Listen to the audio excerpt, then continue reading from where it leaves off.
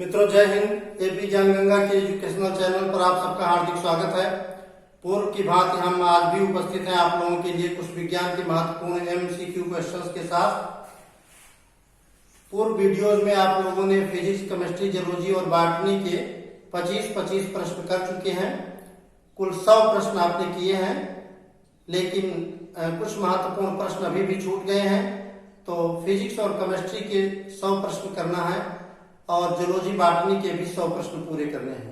तो physics, chemistry में आज हम लेते हैं क्वेश्चन नंबर 51 से और कवर करने की कोशिश करते हैं 75 तक। तो मित्रों आइए फर्स्ट क्वेश्चन लेते हैं। क्वेश्चन नंबर 51, एम्पियर क्या नापने की इकाई है? मित्रों आप लोगों को इस वीडियो को देखने के पहले कुछ वीडियोज पूर्व में बने हैं पैमाना के, भौतिक राशियों के, मूल राशियों, व्युत्पन्न राशियों के। तो आपको इस एमसीक्यू क्लास के पहले उन सब वीडियो को पढ़ लेना चाहिए। एम्पियर क्या नापने की इकाई है? फर्स्ट क्वेश्चन है। ऑप्शन ए धारा, ऑप्शन बी प्रतिरोध, ऑप्शन सी शक्ति और ऑप्शन डी वोल्ट।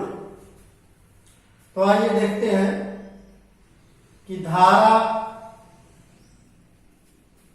नापने की इकाई है, धारा का मात्रक है एम्पियर। प्रतिरोध का मात्रक है, प्रतिरोध नापने की इकाई है ओम। शक्ति नापने की इकाई है वाट।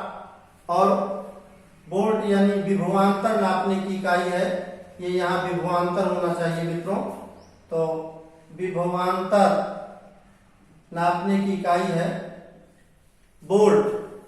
तो इसमें एम्पियर किसकी इकाई है? तो एम्पियर मित्रों धारा की इकाई है। ऑप्शन नंबर 1 सही हो जाएगा। नेक्स्ट क्वेश्चन, कौन सी सदिश राशि है? और इसके अगले क्वेश्चन में है कौन सी फिर सदिश राशि नहीं है। फिर इसके आगे है अदिश राशि क्या है? तो मित्रों सदिश और अदिश राशि वे राशियां हैं जिनको व्यक्त करने के लिए परिमाण के साथ साथ दिशा की जरूरत पड़ती है। वे राशियां हैं सदिश राशियां, उन्हें वेक्टर राशियां कहते हैं। और वे राशियां जिनको व्यक्त करने के लिए परिमाण के साथ साथ दिशा की कोई जरूरत नहीं पड़ती, उन राशियों को कहते हैं अदिश राशियां और इन्हें इंग्लिश में कहते हैं स्केलर। उदाहरण के लिए जैसे हमें सब्जी खरीदना है तो हम दुकान वाले से ये नहीं कहने की जरूरत है कि आप अपना स्केल, अपना तराजू पूरब तरफ करके तौलिए कि पश्चिम तरफ करके तौलिए। उसमें दिशा की कोई जरूरत नहीं है, मात्रा से मतलब है 1 किलो, 2 किलो, 4 किलो। लेकिन यदि हमसे कोई दिल्ली लाल किले का रास्ता पूछता है मित्रों, तो दिल्ली लाल किला हम जहां हैं वहां से जिधर है पूरा पश्चिम, उत्तर, दक्षिण, उस दिशा में उस व्यक्ति को जाना पड़ेगा।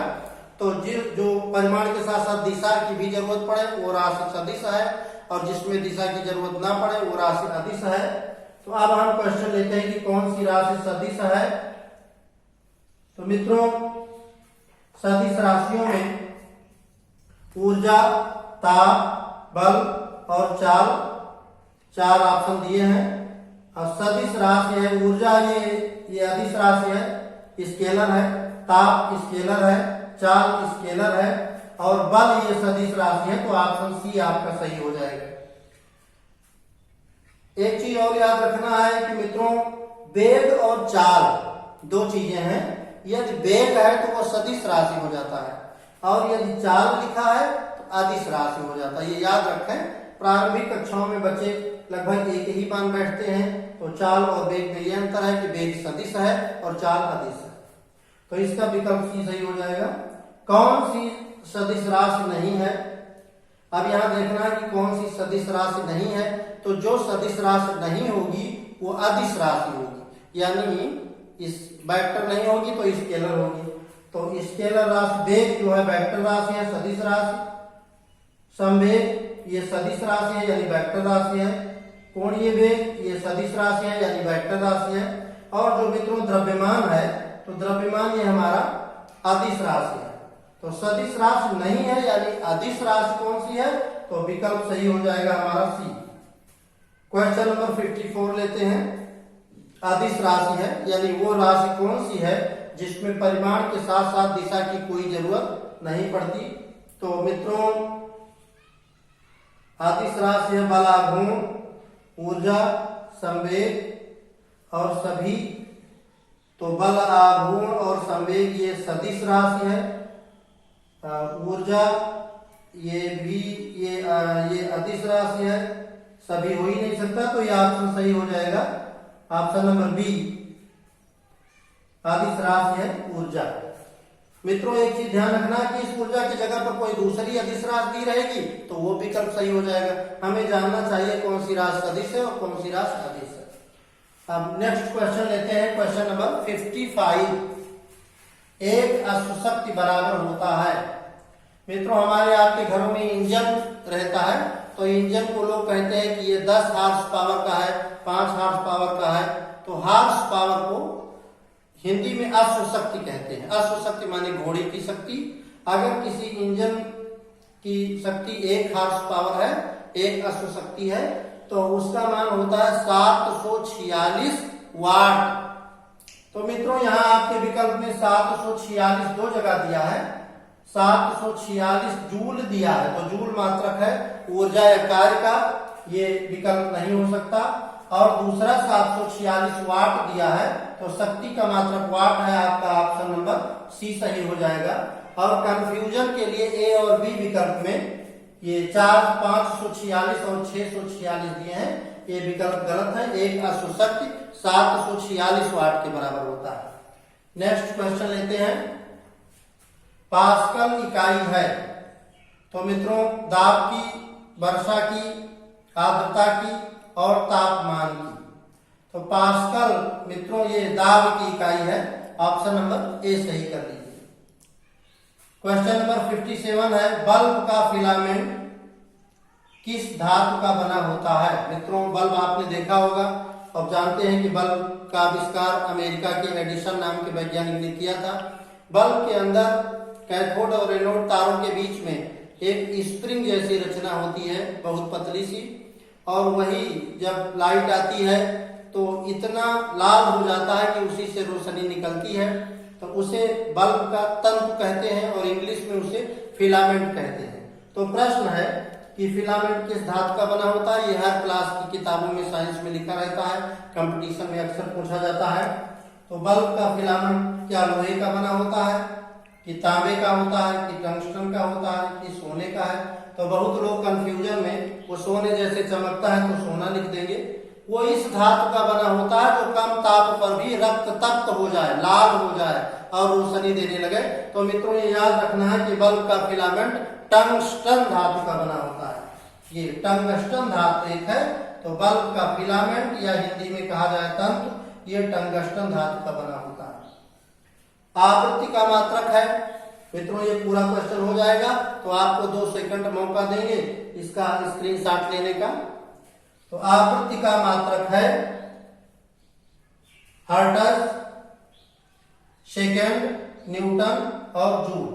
किसी भी सही ऑप्शन पर पहुंचने के लिए मित्रों या तो हम सही ऑप्शन जाने और या हम ये जाने कि कौन कौन से ऑप्शन गलत है। तो आइए देखते हैं। सेकेंड ये समय का मात्रक है, आवृत्ति का मात्रक नहीं हो सकता। जूल ये कार्य का मात्रक है और ऊर्जा का मात्रक है, ये आवृत्ति का मात्रक नहीं हो सकता।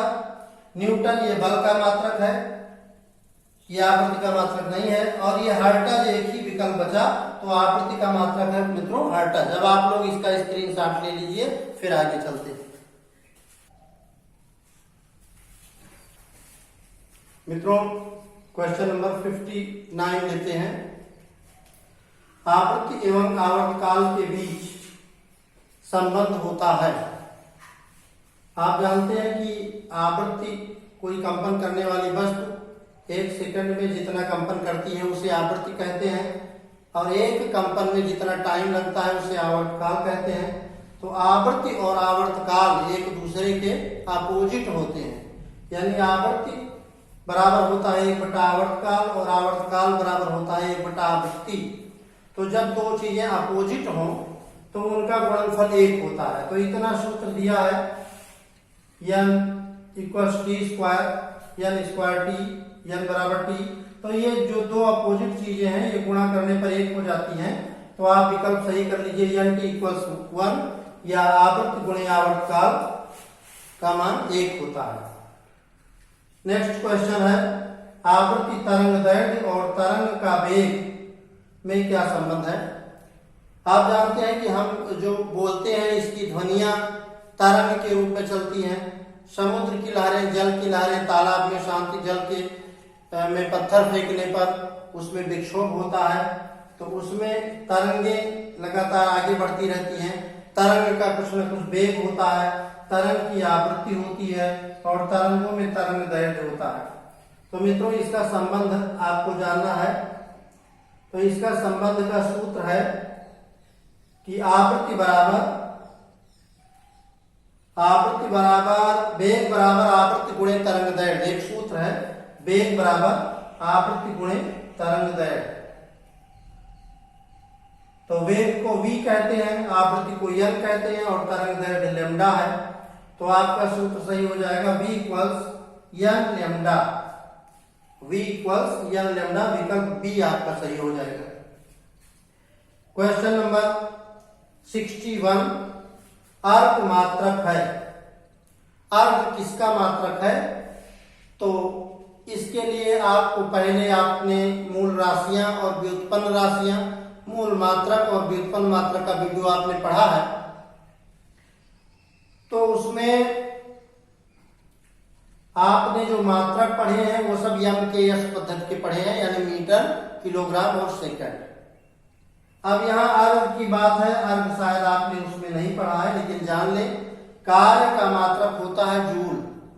कार्य का मात्रक जूल होता है MKS पद्धति में, और कार्य का ही मात्रक CGS पद्धति में मित्रों अर्घ होता है।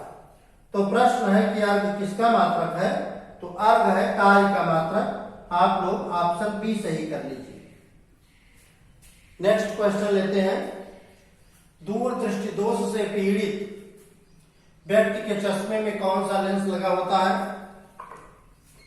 मित्रों आंखों में दो तरीके का दोष हो जाता है। यदि हम सामान्य कार्य करते हैं, हमारी आंख स्वस्थ है, स्पष्ट दृष्टि की न्यूनतम दूरी यानी 25 सेंटीमीटर पर कोई चीज रख करके आराम से पढ़ लेते हैं, लिख लेते हैं, तो उसे हम कहते हैं कि आंखें स्वस्थ हैं। लेकिन कोई विसंगति हो जाने पर दो प्रकार के दोष आंखों में हो जाते हैं, एक निकट दृष्टि दोष और एक दूर दृष्टि दोष। ये जो दोष का नाम है, निकट दृष्टि दोष माने नजदीक की वस्तुएं हम देख पाए, दूर की वस्तुएं हम ना देख पाए। और दूर दृष्टि दोष का मतलब है कि हम दूर की वस्तुएं देख पाए और नजदीक की वस्तुएं ना देख पाए। तो दो प्रकार के दोष आंखों में मित्र होते हैं। अब इसमें कहता है कि अगर दूर दृष्टि दोष से पीड़ित कोई व्यक्ति है तो उसको किस चश्मे का प्रयोग करना चाहिए। तो इसके लिए हम आपको एक ट्रिक बताते हैं।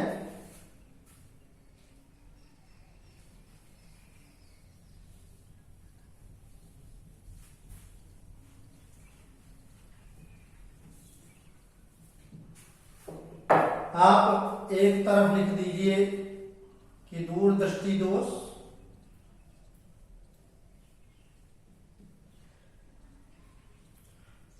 और एक तरफ लिख दीजिए निकट दृष्टि दोष, निकट दृष्टि दोष। निकट पहले होना चाहिए, तो निकट के आगे लिख दीजिए उत्तल और दूर के आगे लिख दीजिए अवतल। अब देखिए मित्रों, निकट दृष्टि दोष और दूर दृष्टि दोष, उत्तल और अवतल ऐसे उतार लें। अब इसमें तिरछा गुणा करते हैं। अब देख लीजिए, निकट दृष्टि दोष से पीड़ित व्यक्ति के चश्मे में अवतल लेंस का प्रयोग होना चाहिए और दूर दृष्टि दोष से पीड़ित व्यक्ति के चश्मे में उत्तल लेंस का प्रयोग होना चाहिए। इसी आधार पर आइए यहाँ देखें, दूर दृष्टि दोष से पीड़ित व्यक्ति के चश्मे में प्रयुक्त होना चाहिए उत्तल लेंस। तो उत्तल लेंस कहाँ है? ऑप्शन ए सही कर लीजिए। ऑप्शन ए में उत्तल लेंस दिया है। नेक्स्ट क्वेश्चन है, बल्ब में कौन सी गैस पाई जाती है? मित्रों बल्ब जो हम आप अपने घरों में जलाते हैं, चाहे वो LED बल्ब हो या सामान्य बल्ब हो, तो बल्ब में दो गैसें होती हैं। बल्ब बनाते समय उनको बल्ब के अंदर उन गैसों का प्रयोग होता है। तो वो कौन कौन सी गैसें हैं? ऑप्शन में है कि क्या नाइट्रोजन है उसमें, क्या आर्गन है, ये और भी दोनों है, यानी नाइट्रोजन और आर्गन, और फिर है कोई नहीं। तो बल्ब में जब गैस का प्रयोग होता है तो कोई नहीं वाला ऑप्शन ये गलत हो जाएगा। अब बल्ब में नाइट्रोजन और आर्गन ज्यादा मात्रा में होती है, नाइट्रोजन कम, तो नाइट्रोजन और आर्गन दोनों गैसें बल्ब में होती हैं। तो यदि इसमें से कोई एक गैस लिखा होता तो भी सही हो सकता था विकल्प कि हाँ ये गैस उसमें होती है, लेकिन यहाँ दोनों गैसें हैं और दोनों का विकल्प दिया है कि ये और भी दोनों में ये दोनों गैसें होती हैं। तो आप लोग ऑप्शन सी को सही कर लीजिए। नेक्स्ट है वायुयान के पहिए में कौन सी गैस भरी जाती है। मित्रों आप लोग जानते हैं कि वायुयान खुद भी बहुत वजनदार होता है और काफी यात्रियों को लेकर के आसमान में उड़ता है। तो सबसे पहले वो रनवे पर, यानी वायुयान अपनी सड़क पर, जिसे रनवे कहते हैं, बहुत तेज गति से दौड़ता है और उसके बाद में ऊपर उठता है, और जब उसको लैंड करना होता है, रुकना होता है, तो ऊपर से उतना भारी भरकम जो वायुयान जब अपने रनवे पर आता है तो उसके पहिए पर बहुत ज्यादा दबाव पड़ता है। तो उस स्थिति में अगर पहिए में कोई क्रियाशील गैस रहेगी तो पहिए में तुरंत आग लग जाएगी या टायर मित्रों फट जाएगा। इसलिए वायुयान के पहिए में अक्रिय गैस का प्रयोग होता है। तो आइए हम देखते हैं कि अक्रिय गैसें कौन कौन सी हैं। वायुयान के पहिए में कौन सी अक्रिय गैस का प्रयोग होता है।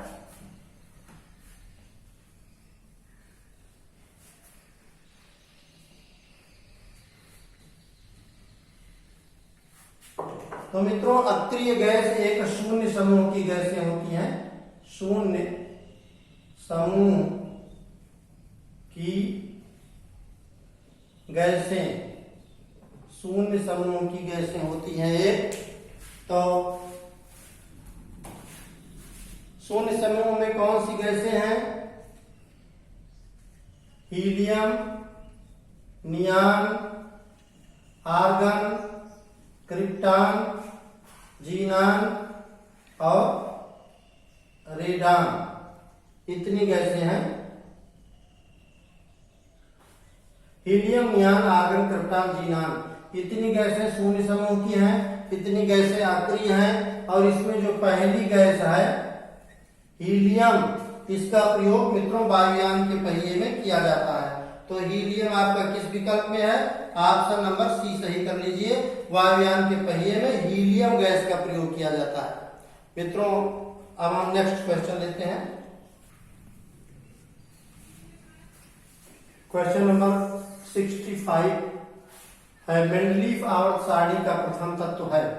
मित्रों हम लोगों के रसायन विज्ञान में, आपके रसायन विज्ञान की पुस्तक में मेंडलीफ ने अपनी आवर्त सारणी में जिन जिन तत्वों को स्थान दिया है और जो स्थान दिया है वह सर्वमान्य है।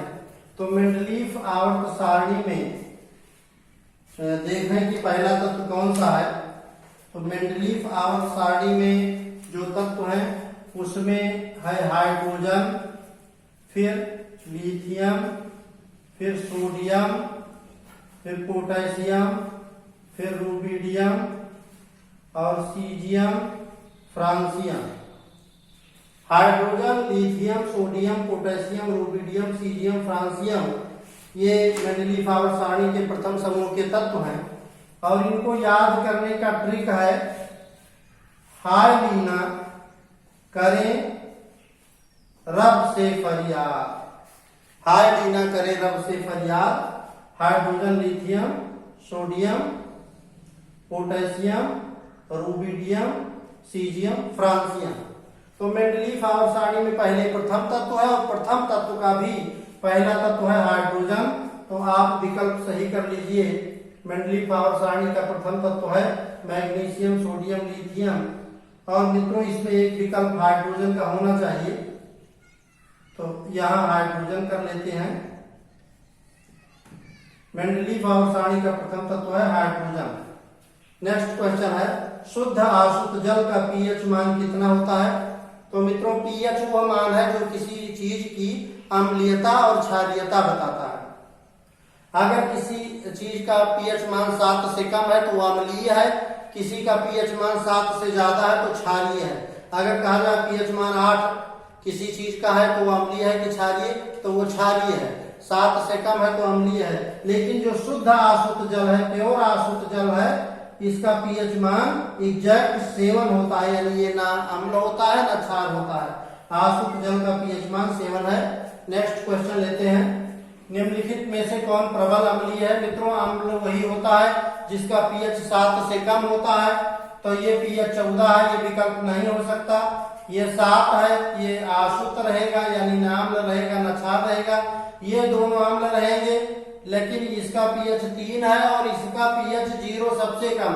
तो प्रबल अम्लीय की बात है, आप लोग पीएच 0 सही कर लीजिए। नेक्स्ट क्वेश्चन है, इमली में कौन सा अम्ल है? तो मित्रों, इमली में टार्टरिक अम्ल है, ये आपको याद रखना चाहिए। इमली में टार्टरिक अम्ल है।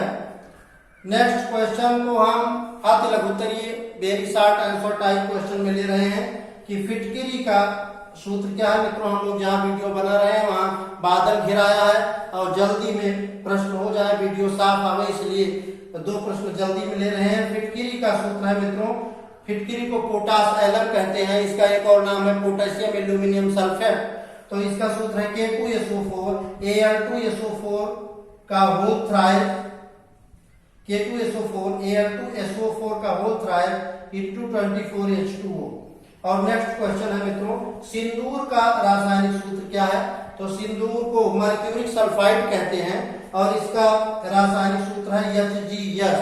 मित्रों, इस वीडियो में हम लोगों ने सोचा था कि क्वेश्चन नंबर 51 से 75 कवर करेंगे, लेकिन मौसम खराब है और रूम में अंधेरा होता जा रहा है, इसलिए हम 20 प्रश्नों पर वीडियो को विराम देते हैं और नेक्स्ट वीडियो में हम 5 इसको भी जोड़कर 30 प्रश्नों के साथ आपसे मिलेंगे। मित्रों, तब तक के लिए जय हिंद।